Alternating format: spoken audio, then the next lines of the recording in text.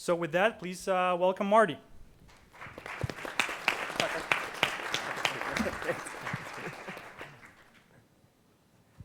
All right, good afternoon, everyone. So you may not feel it right now, but you're probably drifting.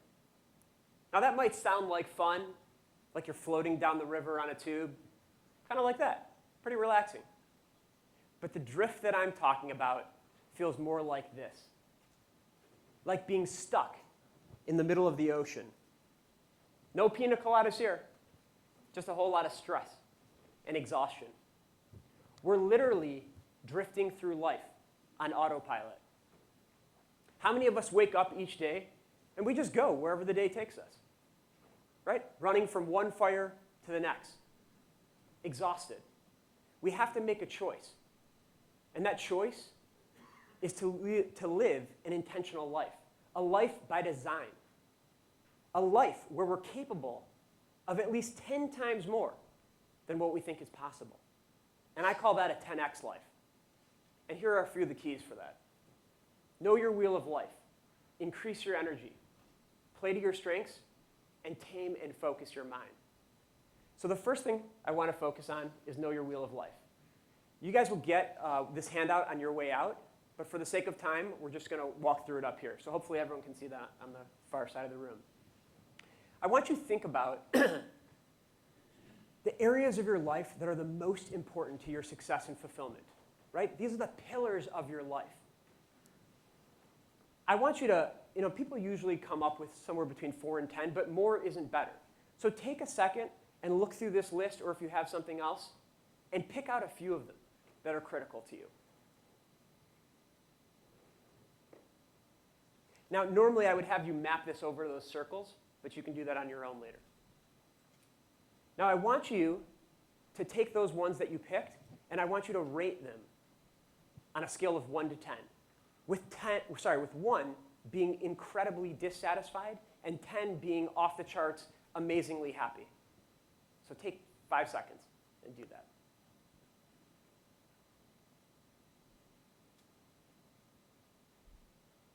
Most people are really surprised at how low a few of the categories that they picked are, right? No one wakes up saying, I'm going to neglect my relationships today.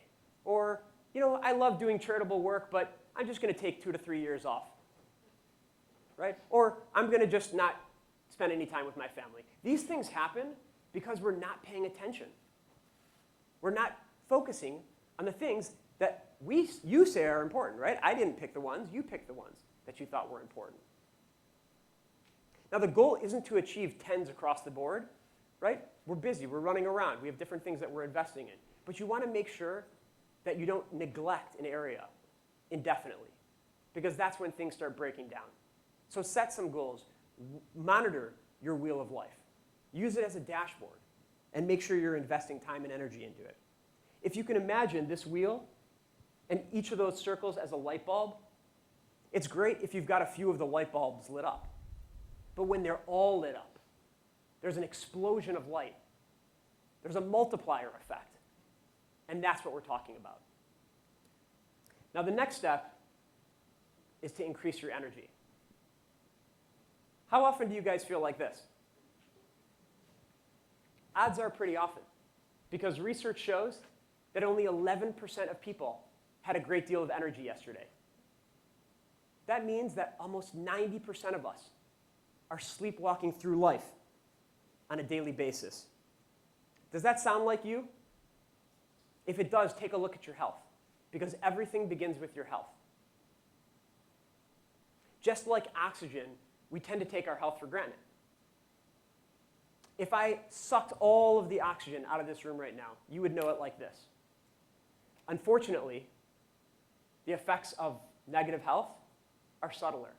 They show up over time. We don't notice them on a daily basis. We only notice them after years of neglect. We need to start moving more, eating healthier, and getting more and better sleep. I want to share a story of a former client of mine. We'll call this person Tom. Tom was a rising superstar. worked for a great company, great salary, great benefits, was really a go-getter. But Tom was starting to fall apart. He realized that he had this nagging feeling that he was capable of more, but at that same moment, he also was exhausted and started to feel like the wheels were coming off. So Tom decided to tackle all three of these at once, starting with movement. We need to move more. We're literally rotting away while we sit. And I apologize since we're having you do that all day today. Movement creates energy. When we move our bodies, we pump blood to our brain and throughout our body. And even brief periods of activity improve our attention and our mood and our performance. It's not enough to exercise every once in a while. You've got to find ways to start moving throughout the day. So Tom did that. Tom started having walking meetings. He bought a standing desk.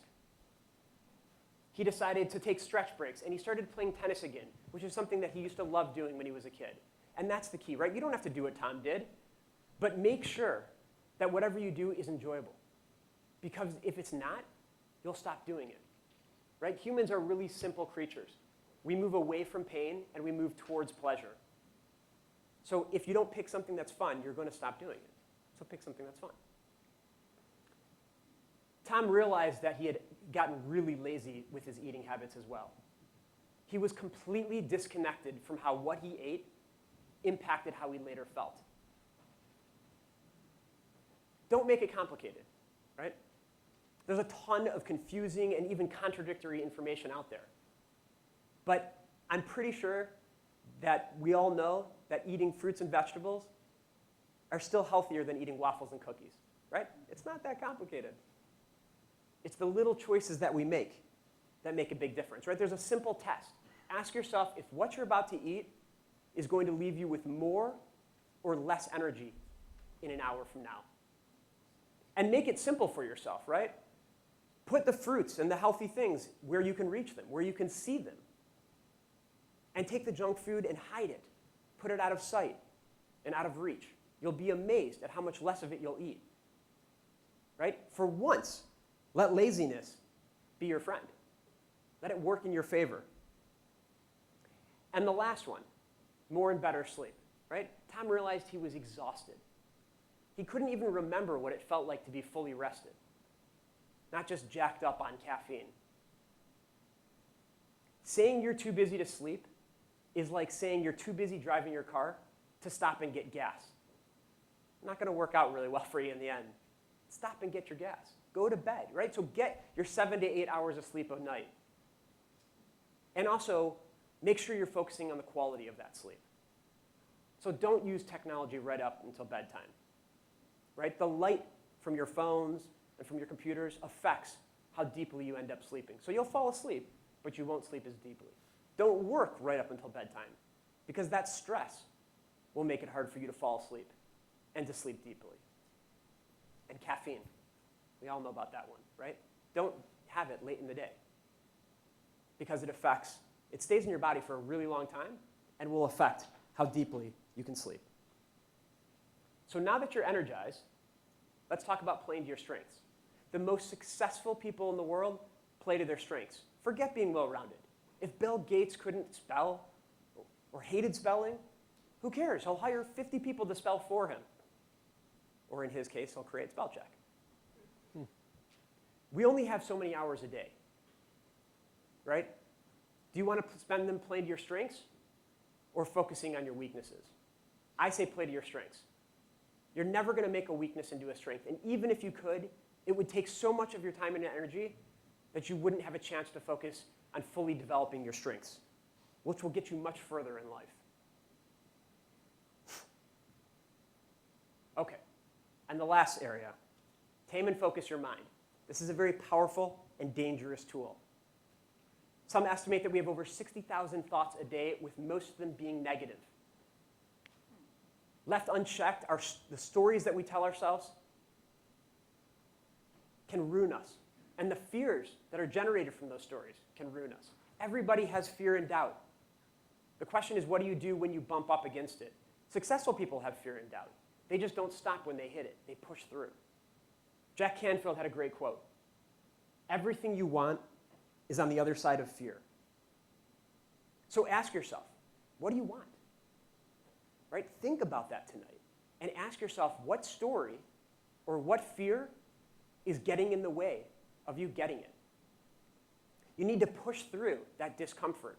Right? When we run away from our fears, our world shrinks and we become more scared.